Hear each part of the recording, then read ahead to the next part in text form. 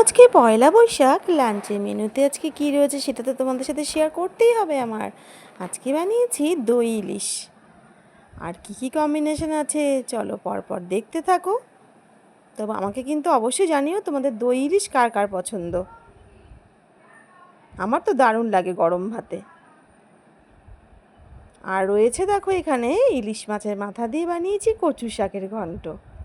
ইলিশ মাছের মাথা দিয়ে কচু শাক কিন্তু সেই লাগে খেতে, তাই না বন্ধুরা? তো যেহেতু আজকে বছরের প্রথম দিন, প্রত্যেকের বাড়িতে নিশ্চয়ই স্পেশাল কিছু রান্না হচ্ছে। তো আজকে আমি দই ইলিশ আর বানিয়ে নিলাম ইলিশ মাছের মাথা দিয়ে কচু শাক। আর কি রয়েছে সেটাও তোমাদের সাথে অবশ্যই শেয়ার করব। আর রয়েছে দেখো দেশি মুরগির মাংস।